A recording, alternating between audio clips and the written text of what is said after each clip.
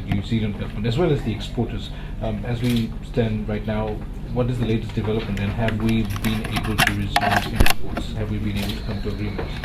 No, we had a very good meeting, and I'd like to thank the Dr. Butchers came over from Wellington specifically to have this meeting with us. The meeting discussed some of the anomalies that has arisen over the past couple of weeks. In particular, for example, the suspension. There are other issues pertaining to the lines of communication that MPI New Zealand has engaged in, or some of the officers have engaged in.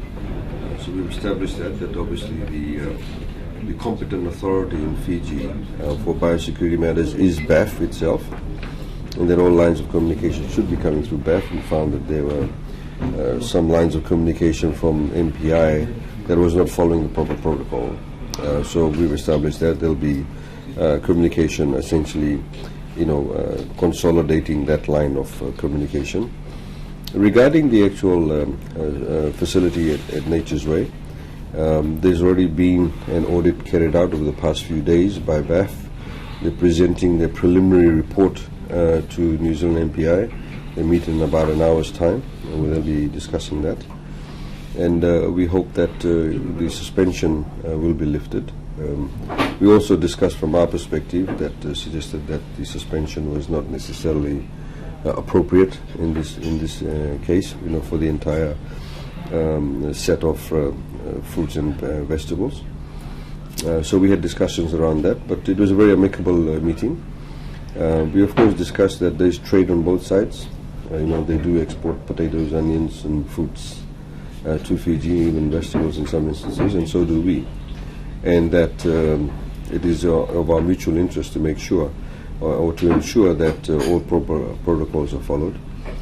There will be we also subsequently had a meeting with the Nature's Way. Nature's Way, as you know, is not part of BAF.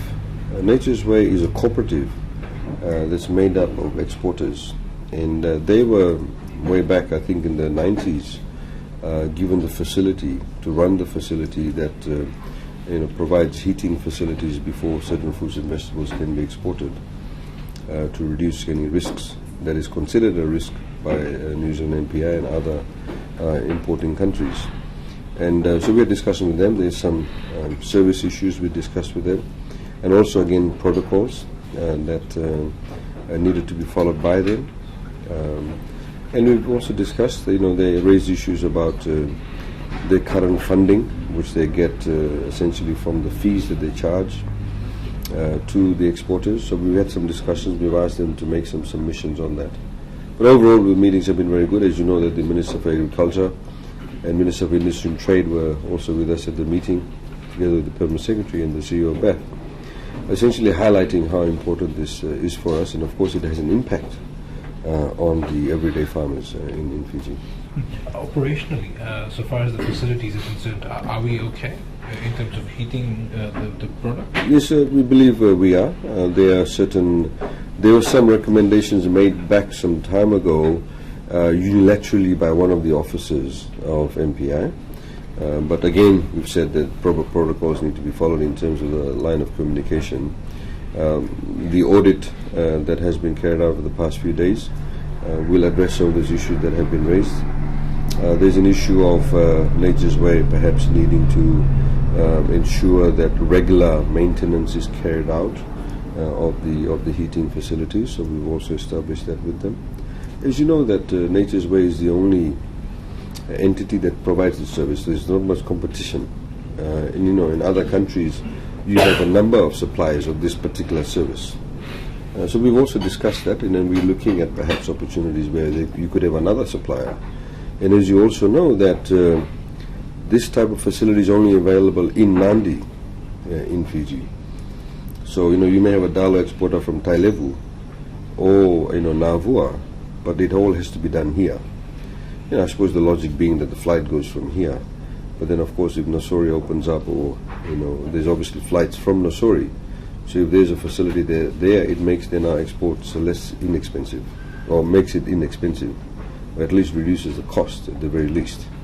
So these are some of the big issues that we are looking at, but BAF obviously has over the past 18 months to 2 years carried out a number of significant improvements and also establish very good proper protocols. And we've, as you know, we took some preemptive steps in the past few days, where we had the officials approach the Australian authorities directly and saying, look, we don't want the New Zealand suspension having an impact on our exports to Australia. So that was a preemptive step that was taken, and the Aussies have actually said it's all good, and none of the exports to Australia has been stopped. Are you in a position to say right now, with the preliminary audit carried out, how soon will you be able to resume exports to New Zealand? Very soon.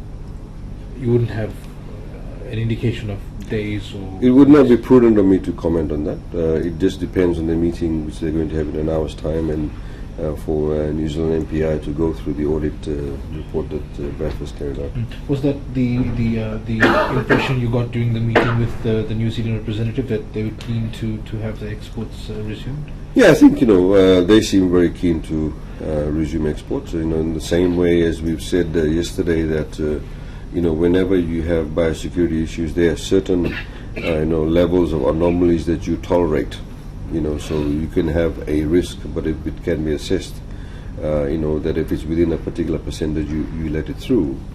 In the same way, for example, there you have exports from New Zealand, or goods being imported from Fiji from New Zealand. There are sometimes, for example, you can have potatoes that may have a particular, insect in it, or there may be too much soil on it. It can get rejected, or it can be, fixed up for reshipment. Those sorts of things take place all the time, and Fiji carries out that assessment also. So I think overall there was agreement by both sides that it's a symbiotic relationship. We are also very keen to ensure that we have very good relationship with all the competent authorities, because other countries where we do want to open up markets, they will look at how the other competent authorities are dealing with us. So I mean, I know some political parties are trying to turn this into a political issue. It's not a political issue. It's more to do with specifically trade and biosecurity matters. That were raised. Some of the facts weren't necessarily facts. There's also the issue of sometimes we found, and as we discussed with Nature's Way, some exporters are in a hurry to get their exports. They may be running short of time and want to pressurize biosecurity officers or Nature's Way officers. And one of the matters that will come out of all of this is, once this matter is resolved, there'll be further standing operating procedures. Because sometimes people tend to sort of abuse the fact that they're exporting and not want to follow proper protocols. Let's just get my shipment out of the way. So there'll be some SOPs that'll be put in place, both at Nature's Way and biosecurity. Proper lines of complaints need to be all adhered to. Roughly how many farmers have been affected by this?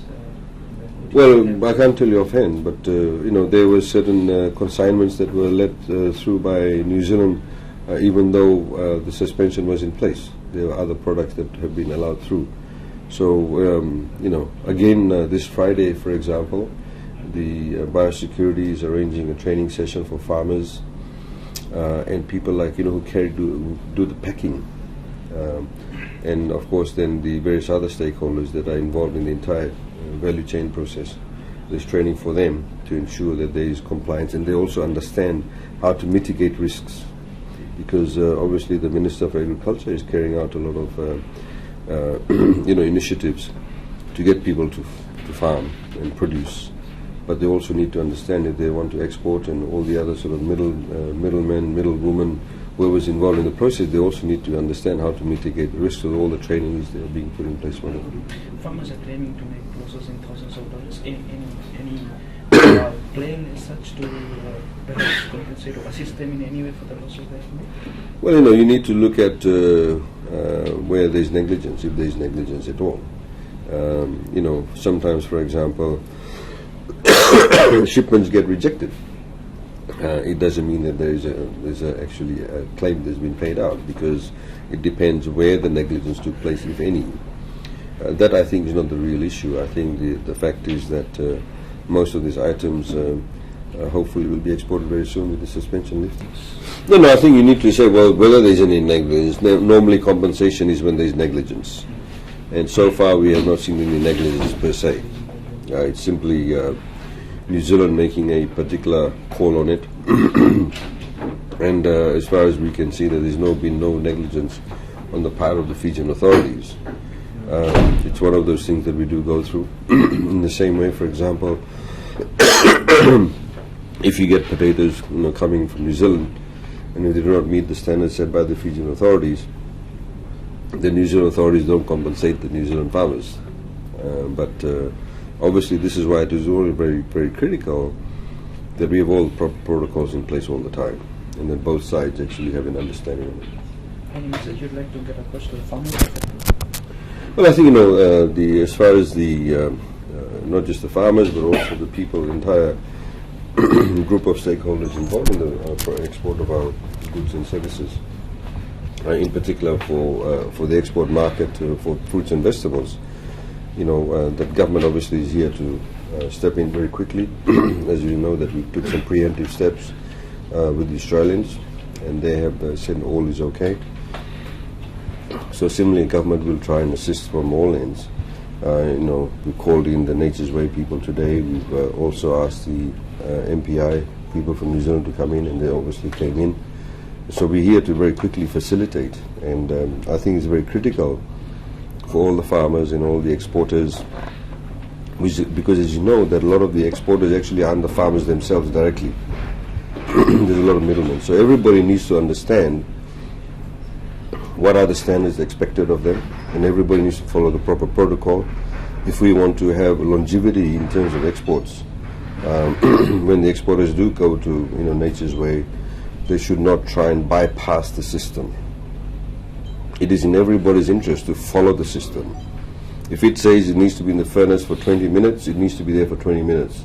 It is in everybody's interest to make sure that all the proper protocols are followed, because if we do follow the proper protocols, we won't have any such problems.